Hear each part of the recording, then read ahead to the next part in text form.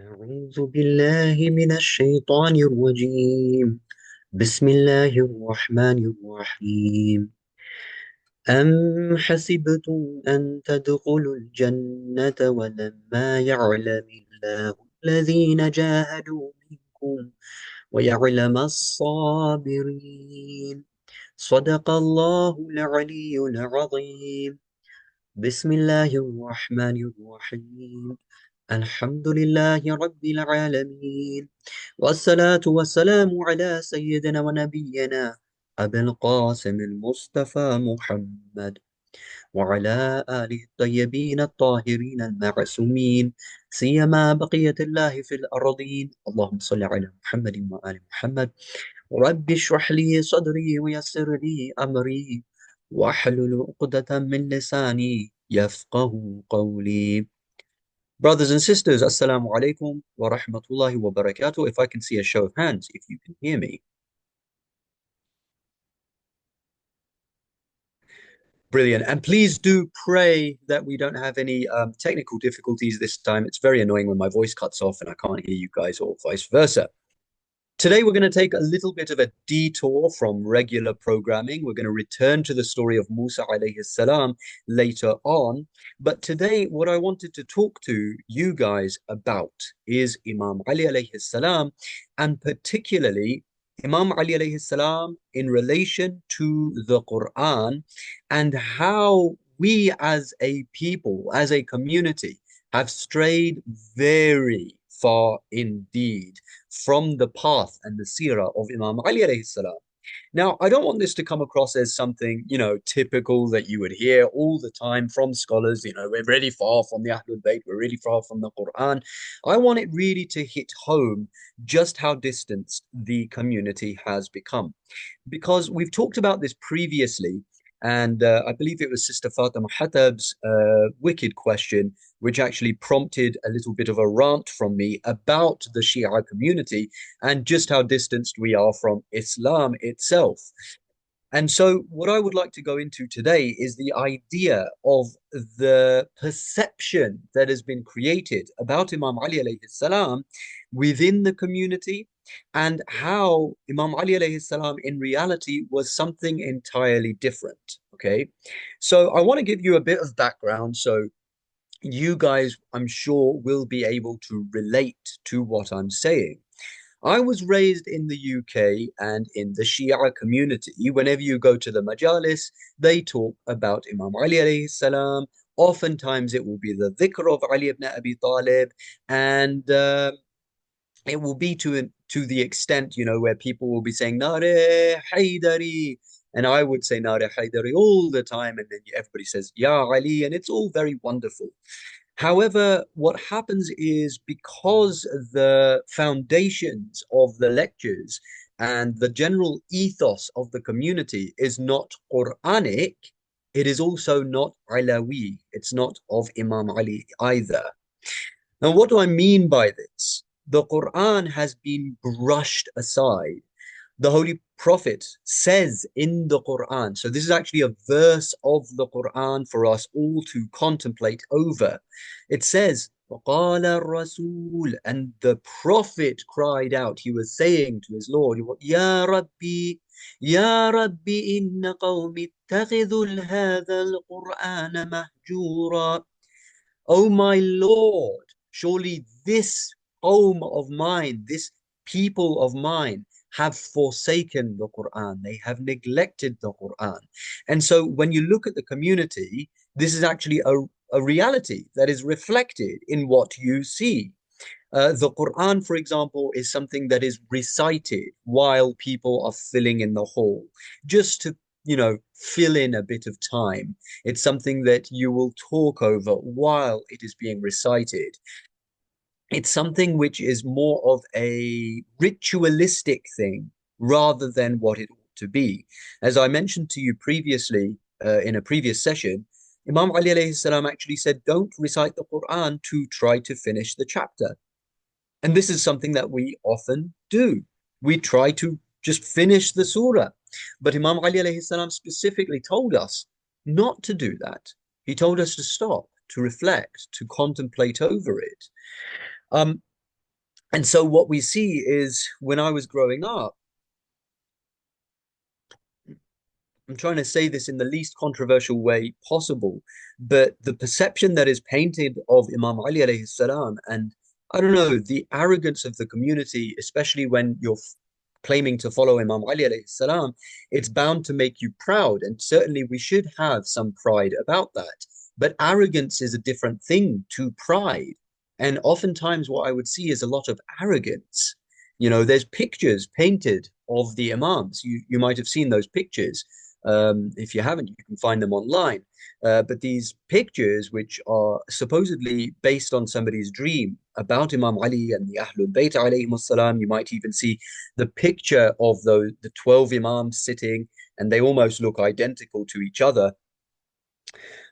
That's not accurate. It's not based on any factual evidence. And so people will build their perception on a kind of romanticized image of what they think the Imams look like.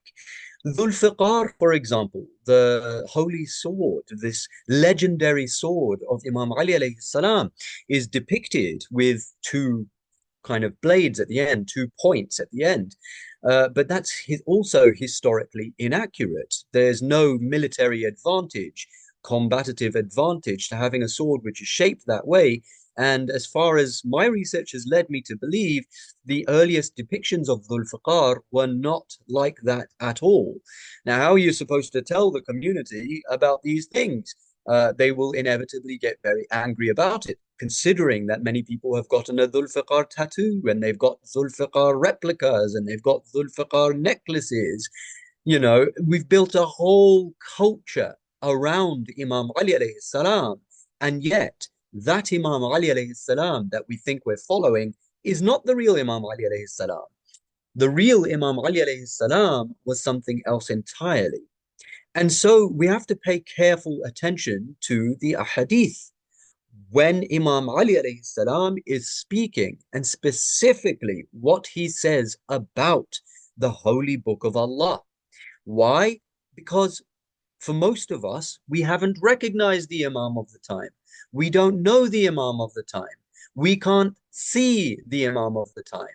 And so the only real hujjah that we have today is the Quran.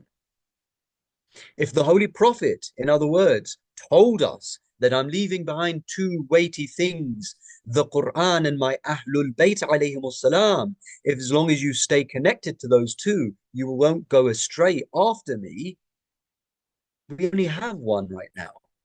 We only have the Quran right now. And of course, the Imam alayhi salam is present. But how many people are going to reach that level where they can actually recognize him? And when they recognize him, accept him. And so, in that sense, for all practical purposes, the only rope of Allah that you have is the Quran. Now, if you go to Nahjul Balagha, what does Imam Ali alayhi salam tell us about the world and the fitna we'll be surrounded by today? He says, indeed, a time will come after me and nothing will be more hidden than the truth, and nothing more apparent than falsehood. Is that not the world that we're living in today? Do we not see that the truth is actually hidden? You have to dig and dig and dig before you find even this much of the truth. Do not think, dear brothers and sisters, that if you attend lectures, if you even attend my lectures, for example, right now, what you're doing, this is fantastic. May Allah reward you. However, if you're assuming that you're going to gain the knowledge through just these kinds of sessions, or that you're going to go to the majalis and you're going to gain enlightenment in the deen, you're mistaken. The truth in our time and age is hidden. You have to dig it up. You have to find it. You have to spend effort. You have to exert yourself to try and find it. And I know that this is more difficult for you to digest while you're fasting. Many of you have just done your iftar, and so it's going to take an extra bit of patience for you to bear with it. But I'm hoping that when I'm telling you these things, they're like seeds that will go into your heart, and eventually you will discover them to be the truth, and it will lead you on a journey to discovery for yourself. And he continues, He says, in that time, there will be no commodity more neglected than the book when it is recited as it should be, and none more sought after than when it is distorted from its rightful places. The whole meaning, the whole ethos of this book will have been distorted. In those lands, Imam Ali alayhi salam tells us, nothing will be more rejected than what is right, nor more accepted than what is wrong. You have to understand that, and I've mentioned this before, the videos that I've made exposing certain individuals, that is literally the tip of the iceberg. If people, especially in the Shia community, despite all the ahadith and all the verses of the Quran that were presented, were reluctant to accept that, there's no way they're going to understand the greater realities and the further truths and the conspiracy which Imam Ali alayhi salam is basically explaining to you in this hadith. He says the carriers of the book will have abandoned it, and its preservers will have neglected it. On that day, the book and its people will be outcasts, banished. Therefore, you shouldn't look at who is being promoted, who's getting the most views, who the community, organizers are inviting. No, if you really want to find those who are with the book of Allah, look at those who are outcasts, those who are banished. Imam Ali alayhi salam is warning that this time is going to come. And in order to find that truth, you need to find out who is outcasted, who's censored, who's banished. And before that, he said, and before that, they have already set every kind of bad example with the righteous. If you want to look at it yourself, that's Nahjul Balagha, khutbah number 147. And Imam Ali alayhi salam, in another hadith, he actually said the people of the Quran are the people of Allah and his chosen ones. The people of the Quran are the chosen ones of Allah. Okay. And therefore, dear brothers and sisters, you have to try and analyze who are the people of the Quran. Who are those who are promoting the Quran, pushing the Quran, encouraging you to read the Quran? Notice, and if you haven't noticed it already, you will notice it now. Most of the lectures that you attend, how much of those lectures are actually based on the Quran? When arguments are being presented, as we talked about previously, the best of arguments is that which is based on the Quran, according to the words of the Ahlul Bayt alayhimus salam themselves. But when you attend those lectures, how much of those lectures are actually Quranic? He also said in Nahjul Balagha, I'm going to be telling you a lot of ahadith today, so buckle your seatbelts, inshallah, and prepare yourselves for this journey, inshallah. He said, Allah has made it a relief for the thirst of the scholars, a spring for the hearts of the jurists, a guide for the paths of the righteous, a cure after which there is no disease, and a light with which there is no darkness. So Imam Ali alayhi salam in this hadith in Nahjul Balagha, he's actually saying that it is a relief for the thirst of the scholars. Dear brothers and sisters, understand this. I was, just a regular Joe in the UK. Okay, I was just like any of you. I embarked upon this journey to study just because I had thirst in my heart, thirst for the knowledge, thirst for the truth. I knew that something was desperately wrong with the society. I knew that scholars are going astray, but I couldn't put my finger on it when I was in the UK. Imam Ali alayhi salam here is saying that the Quran is a relief for the thirst of the scholars. Dear brothers and sisters, if you're truly truth seekers, then you should understand that the only thing that is truly going to quench your thirst is the Quran. And in another hadith, Imam Ali alayhi salam tells us, Allah, Allah, the Quran. He's emphasizing here, saying, Fil Quran, look at the Quran, go into the Quran. And then he says something something that really stands out actually. He says, let none of you be outpaced by others in acting upon it. Let none of you be outpaced by others in acting upon it. Dear brothers and sisters, you have to analyze a little bit, and we have to open our eyes just a tad and not become so sectarian that we are blind to the culture of the Quran as it prevails among the Sunni brethren, right?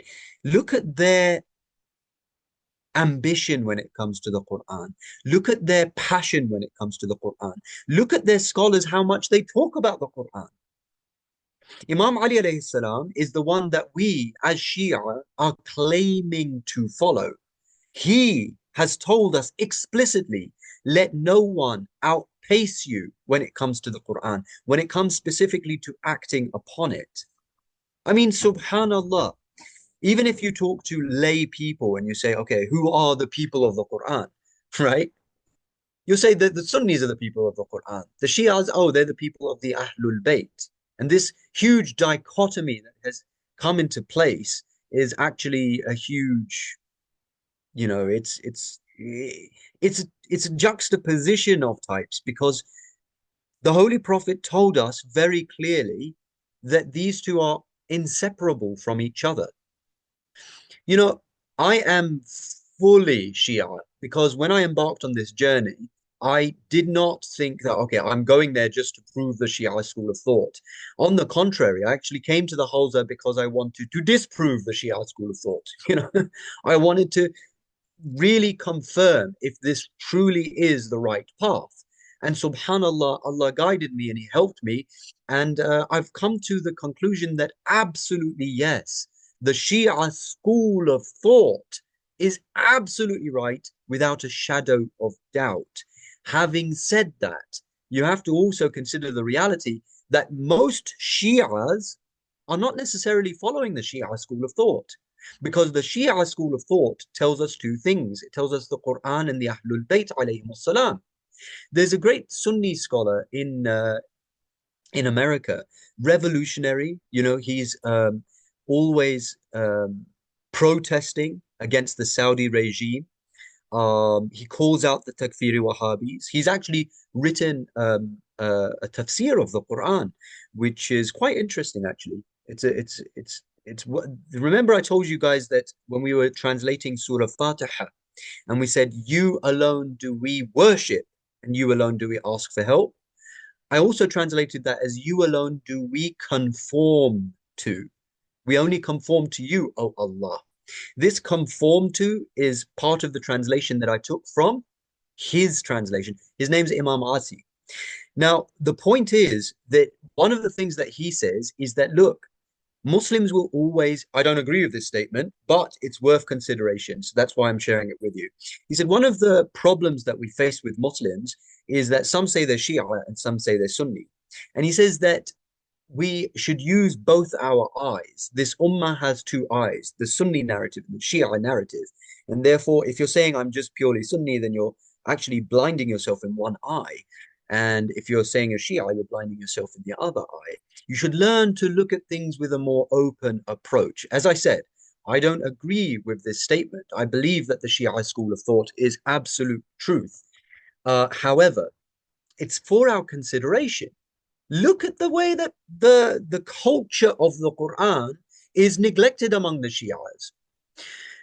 And then he said, look, and I'm throwing this hadith in there now because I believe that when I'm talking, you guys might think, oh, Sheikh, he's going on about it again. You know, you're always saying Quran, Quran, Quran. Look, Imam Ali alayhi salam said the Quran is not worn out by the repetition of its recitation, nor by the frequent hearing of it. No matter how much you recite the Quran, it's only going to increase you, dear brothers and sisters. It's not going to decrease you, right? You're not going to get bored of it. You're only going to discover more of it. And I met somebody who went, and I think I've told you this, guys, again, but you know, I'm going to repeat it because it's just so fascinating. If I can see a show of hands, who has seen The Matrix?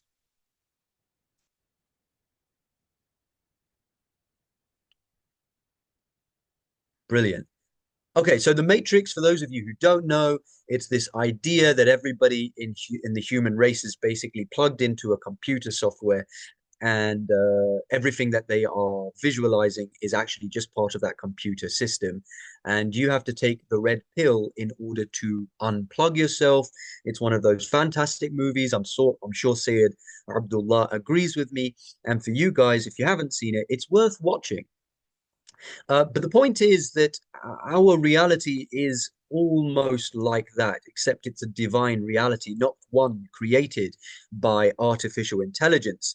It's actually created by the intelligence. It's created by Allah subhanahu wa ta'ala, which is far supreme to anything man-made. Uh, I was meeting one of these crackpots, astaghfirullah, I shouldn't call him that. One of these crazies, astaghfirullah, I shouldn't call him that. But you have to understand when people get connected to the Quran, that is what happens. The community will call them crazy. Anyway, he was explaining how everything he looked at was the Quran. It was as if he could see these golden words coming down. Trees, he would see verses about the trees. Sky, verses about the sky. Walls, verses about the walls. People, verses about either the kuffar or the believers. Everything is codified through this book in the reality that we are experiencing. And the more you repeat the dhikr of the Quran, the more you're going to become, synced up with that, and you're going to see things in ways that other people cannot see. Imam Ali alayhi salam tells us no one sits with this Quran except that when they rise from it, they will either increase or decrease. An increase in guidance or a decrease in blindness. So this, what you're doing right now, dear brothers and sisters, when we're talking about the Quran, when we're contemplating about the Quran through these sessions, inshallah, I doubt that there has been even one session, despite the technical difficulties even, that you have not risen from, except that you have increased or decreased. You've either increased in your guidance or you have decreased in your blindness.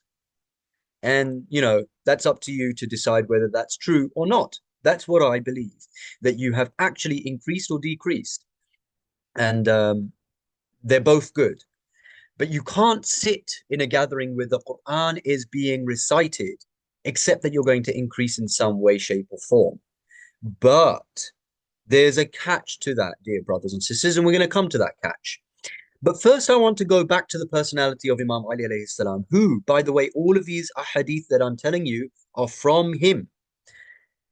In the Prophet's advice to Ali alayhi salam, what did the Prophet tell him? He said, you must recite the Quran in all circumstances, whether you're going through something good or bad, whether you, God forbid, if you end up in the hospital, if you're in a waiting room somewhere, if you're going for an exam, if you're studying, if you're playing a video game, whatever you might be doing throughout the day, in all circumstances. Of course, this is the advice of the Holy Prophet to Imam Ali alayhi salam, and there's special commandments that were given to him in particular. For example, the Holy Prophet told him to do miswak, brush his teeth before every salah. That becomes even more difficult if you consider the fact that he would pray at least 50 plus rakats every day. And this again, it goes into that idea that, yes, Shia school of thought, it's correct, fine. Are we Shia in the true sense? Because in the hadith of the Ahlul Bayt, the Shia are those who pray 50 plus rakats a day, dear brothers and sisters, 50 plus rakats a day. The Muslims generally, Shia or Sunni, in today's world, pray only 17 rakats. Maghrib, Isha, Dhuhr, Asr, Fajr. After that, we're exhausted, and even that we rush. The nafila prayers, how much have we neglected them? And yet, if you go and look at the Sunnis, they put emphasis on the nafila prayers. A lot of Shias don't even know how and when to pray the nafila prayers. we need to stop being arrogant. And you might think that we as Shia are not arrogant, but let me tell you, we are. Because when Allah gives you the truth, when Allah gives you the knowledge, it's bound to make you arrogant. And this is a pattern that we've seen throughout the Quran. Bani Israel were given the prophets. They were given the books. They were given the truth. And they were the ones who turned out to be the worst humans in history. And therefore, just because we are Shia, it should not make us think, oh, I'm guaranteed Jannah. No, absolutely not. Let's go back to these ahadith now. Imam Ali alayhi salam was so different to what has been presented to us that when it came to his relationship with the Quran, what did he say? He said, "Oh Allah, expand my chest." Remember in the previous session we talked about Rabbi shrah li sadri, the Quran, Musa alayhi salam, he says, "Oh Allah, expand for me my breast." Here in this hadith, Imam Ali alayhi salam is saying the same thing, but he says, expand my breast with the Quran. Employ my body in service of the Quran. Enlighten my sight with the Quran. Loosen my tongue. Remember we said, وَحْلُلْ عُقْدَةً مِّن لِسَانِي. This prayer of Prophet Musa alayhi salam, Imam Ali alayhi salam is making that same prayer, but he's saying it specifically through what? The Quran. He says, loosen my tongue with the Quran and help me with it as long as you keep me alive. For there is no power and no strength except through you. If, dear brothers and sisters, we are truly the followers of Imam Ali alayhi salam, then we should have the same attitude of Imam Ali alayhi salam when it comes to the Quran. We should also make this prayer, which you can find in Bihar al-Anwar. He's praying to Allah to give him all those things through the Quran. And there's many ahadith which talk about taking shifa, healing from the Quran, taking the Quran as your wasila towards Allah. And then he says in another hadith, Imam Ali alayhi salam says, recite the Quran and commit it to memory. For indeed, Allah the Exalted does not punish a heart that contains the Quran. Dear brothers and sisters, if you ask in your community, how many Hafiz al-Quran do we have? Those who have memorized the entire Quran in the Shia community. Are you going to find many? There are many, by the way. And by the way, I want to point this out also. Right now in the Hawza system, alhamdulillah, there's a great deal of emphasis on the Quran. But you have to go to specific institutes within the Hawza. Alhamdulillah, I've been blessed to attend Madrasa Imam Khomeini, and one of the faculties is entirely dedicated to the Quran.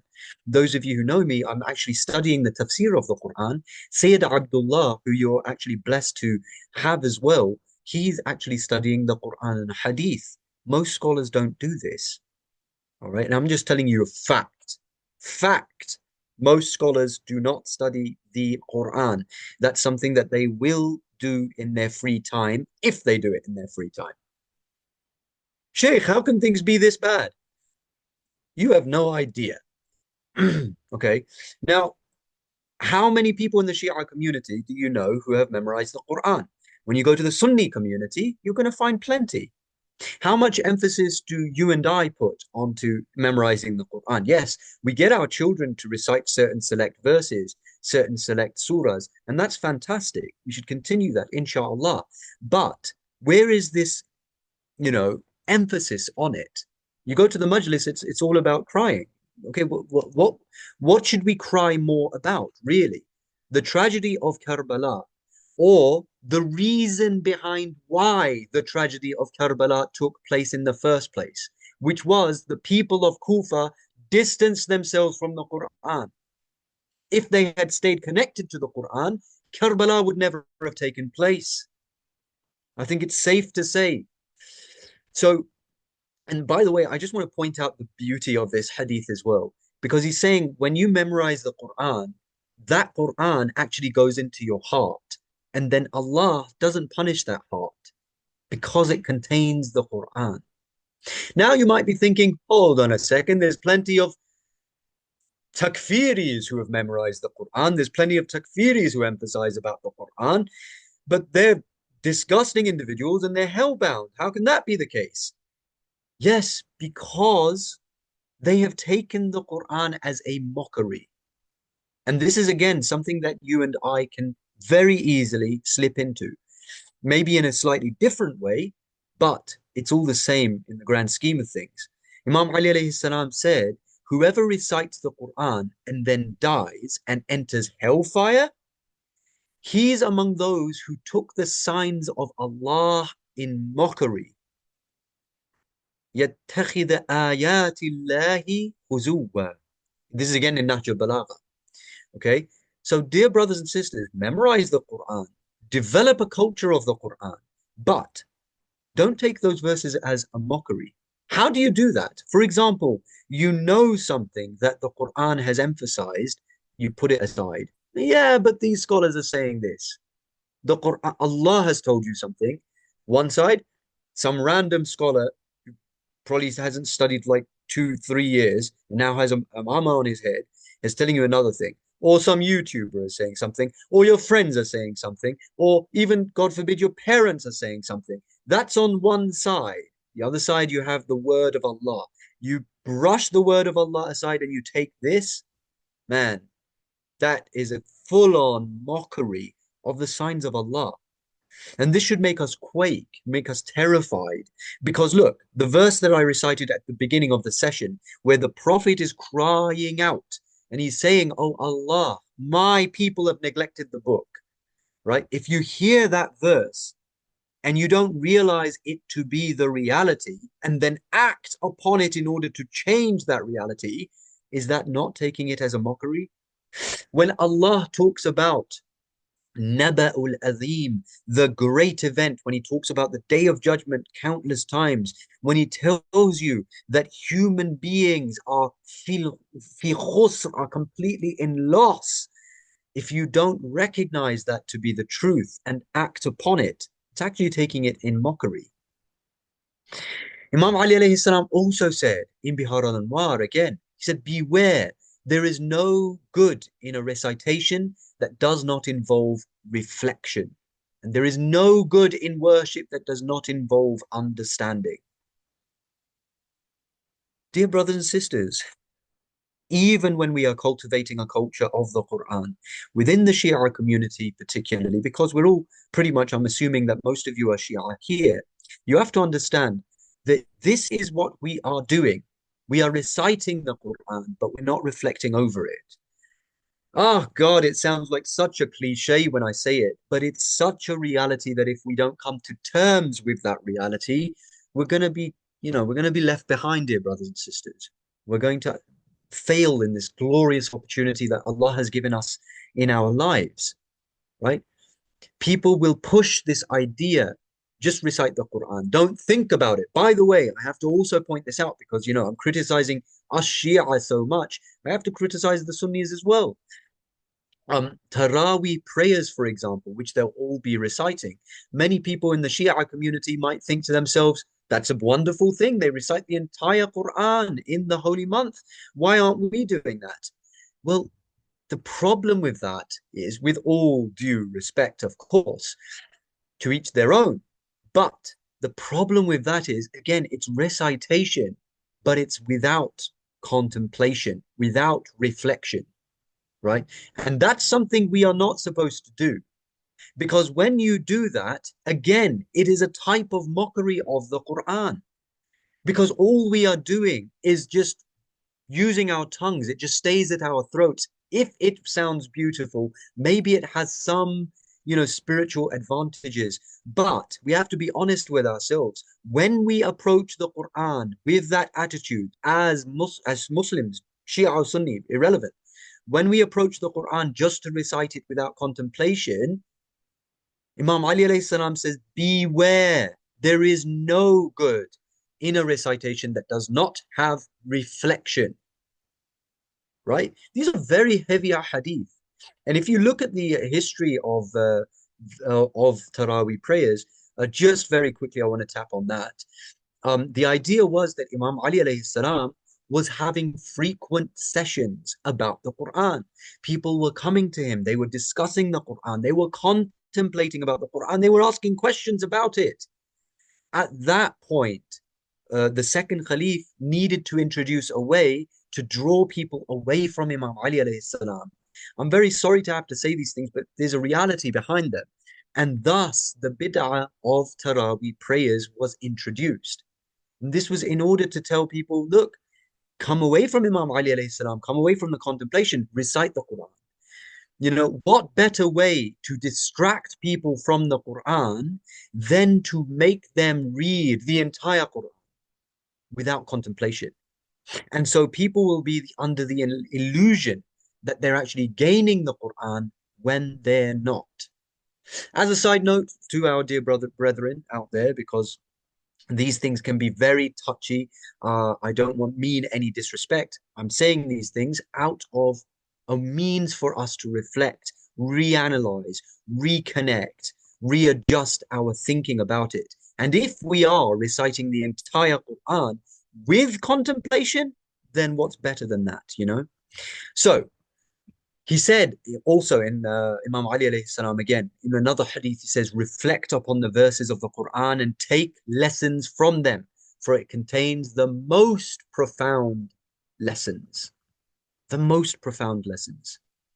And know, he said in another hadith, and know that this Quran is the sincere advisor that does not deceive, that guides, the guide that does not mislead, and the speaker, sorry, that does not lie.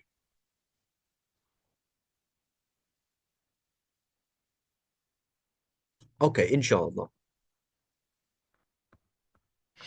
I'll just go to the end and then we'll come to the Q&A session, inshallah, and then you can ask your questions. Uh, so I want to run through these hadith because we're running out of time here. He says the best remembrance in the is the Quran. Through it, hearts are opened. You want to open your heart?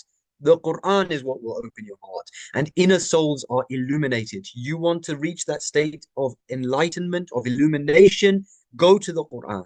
And then he says in another hadith, in it is the spring of the hearts and the fountain of knowledge, and there is no polish for the heart other than it. Indeed, he says in another hadith, the Quran, its outward aspect is elegant and its inner depth is profound. And then he says, learn the Quran, for it is the best of speech. Okay, so very quickly, these are kind of the last three hadith I want to throw at you.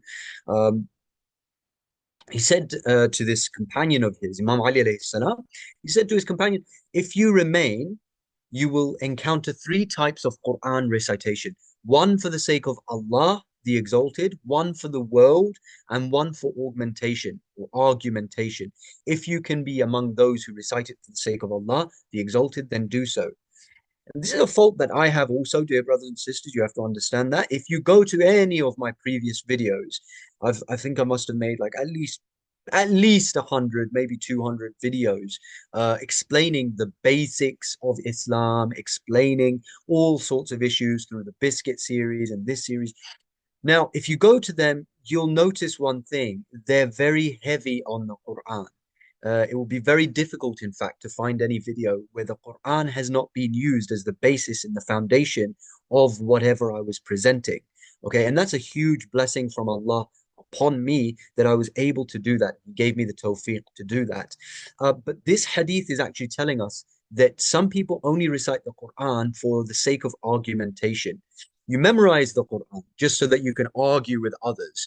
You pick out verses of the Quran just so you can say, see, you're a kafir, you're a kafir, you're a kafir, you're wrong, I'm right. Okay. This is one type of recitation. Another type of recitation is for the world. They beautify their voices, for example, and they recite it so in such a lovely way that everybody's like, MashaAllah, MashaAllah here, MashaAllah there, MashaAllah there, right? And that's it. The real recitation should be for the sake of Allah. Dear brothers and sisters, if you take the Quran to be truly the love letter from God to the believers, as my teacher described it to me, and when he explained it like that, it changed my life really. Then you're going to recite it for the sake of Allah. You're going to put aside all the petty issues, all the sectarian issues, all the arguments that people have, this and that. You're really going to put that aside. Realize that any scholar could be wrong because none of them are the Ahlul Bayt alayhim salam. Even I could be wrong, right? And so you shouldn't think to yourself, no, but Sheikh said this or any Mufassir said that. No, I want you to go to the Quran itself, the word of God, and find out for yourself. And before I go to the last part of this discussion, the very last part is very beautiful, and I wanted to share that with you particularly. But before I go there, I would like to highlight this. Who has emphasized the Quran more than anyone else in the Ummah? Pretty much. Hmm? You have to ask yourself that because there's lots of marjas, and you have Imam Khamenei who has emphasized that the Quran must be recited. You have to ask yourself, some of the figurehead scholars that you have, how many of them have actually convinced you to read the Quran? How many of their lectures or speeches or statements or anything of theirs have you read and then been inspired? Oh my God, I have it on my shelf collecting dust. Let me go and pick it up. How many of them have done that for you? Subhanallah, Imam Khamenei, may Allah bless him and preserve his life. He has emphasized on the Quran to such an extent that in many of his political lectures, you'll see that he's bringing the verses of the Quran. His social lectures, he's bringing the verses of the Quran. And a hadith, of course. He has a whole book dedicated called Tarh Kulli, which somebody shared on the chat yesterday, which is elaborating on the entirety of the Quran, the general ethos of the Quran, presenting it. And if you go and look at his letters to the youths of the West, to the youths of France and Britain and America, when he's talking to those youths, what did he say? And this is like going back within within the last 10 years in the decade that we've just passed through. You'll see he's emphasized on one thing that is like it stands out more than anything else. Go and read the Quran. Your leaders are lying to you. Your politicians are lying to you. Your media is lying to you. You are in a matrix of sorts. Open the Quran. And he even says this. I'm not telling you to accept my interpretation of the Quran or anybody else's interpretation. Go and read it for yourself. Because why would Imam Khamenei say that? Just think about that for a moment. Why would he say that? Surely he, as the leader of the Muslims, the revolutionaries in the world today, and he's coming from a Shia Ithna Ashari background. Why didn't he say, oh, and also when you read the Quran, make sure you take this interpretation, the Ahlul Bayti interpretation, not what the Sunnis. Why didn't he say that? He didn't. He said, go and read it. Just read it. Why? Because number one, Imam Khamenei knows that this is the book of Allah. He has faith in it. And number two, he knows that that is the one thing that can possibly free the minds of the people who have been enslaved, just like Bani Israel had been enslaved by Fir'aun. And what do you see in the last decade alone? How many people have flocked towards the Quran, while we, as the Shia community and at large as the Muslim community, have remained behind. If we take this book, dear brothers and sisters, truly as the love letter of God, it's going to change our world. Why? Okay, so these are the two last hadith that I'm going to leave you with. Imam Ali alayhi salam said, whoever finds comfort in the recitation of the Quran will not feel lonely when parted from his companions. You're going to feel lonely in life. You're going to feel like you don't have enough comrades, enough friends, enough family. At times, you're going to feel like nobody understands you. You know why? Because that's the reality of life. It's only you. Everybody else is an NPC in some way or shape or form. You could almost imagine it as a video game where you are the only player, everybody else is a non-playable character. And even if you try to find somebody who will connect with you and understand you as an individual, it will be very difficult for you to find that person. And so even when you are among people, dear brothers and sisters, you are going to feel alone. But a person who takes the Quran as their companion will never feel alone, even when he is among his brothers, his sisters, his companions. Who's telling you this? None other than Ali ibn Abi Talib, Imam Ali alayhi salam, who we Shia claim to be a Shi'as of. We claim to be his, followers, his partisans. This is Imam Ali alayhi salam saying it. One common misconception that people have is that, oh, they just said these things to guide us. It's not for them. No, If Imam Ali alayhi salam is saying something, he truly means it. Imam Sajjad, and this is the final hadith that I'm going to leave you with, and that's the hadith from the grandson of Imam Ali alayhi salam, the fourth Imam, Imam Sajjad alayhi salam. This is what he said. If everyone between the East and the West died, I would not feel alone as long as I have the Quran with me.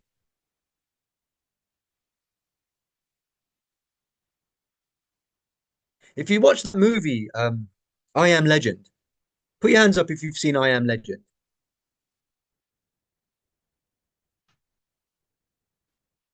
Well, okay, it's a post-apocalyptic movie about the whole human race just gets destroyed, and Will Smith, poor guy, he's on his own, and he doesn't even have the Quran, and he almost loses his mind, right? But Imam Sajjad alayhi salam is saying, even if everybody in the world died, as long as I had the Quran, I would not feel alone. At the beginning of this session, I began by introducing Akhirul Zaman and what Imam Ali alayhi salam said about it and how the world will change and people will abandon the Quran. And so at the end of the session, I'm bringing it back to that point. There might come times, dear brothers and sisters, where you will be not only socially like left alone, you're not connecting with people, but you might be literally alone. We have no idea what lies ahead. Okay, and anybody who says that they do know either has profound knowledge from the Imam of the time, alayhi salam, and from Allah subhanahu wa ta'ala, or they're lying. Okay, there's anything that could happen considering AI, considering the virus, considering World War III. Well, all the doom and gloom that I could bring, I'm not going to bring because I don't want this to become a doom and gloom session. But you don't know what's going to come next. You need to get connected to the Quran now because it is going to be your companion, your hope, and that rope which keeps you connected to Allah, and that compass which guides you to the Imam of your time and helps you to discover what your duty is and your purpose is. With that said, I hope that you all benefited from the session. I don't think we're going to have that much time, maybe for one or two. So please do put your hands up if you have anything to share with the group. God bless all of you. And we're going to go to the Q&A session with the salawat ala Muhammad wa ali Muhammad.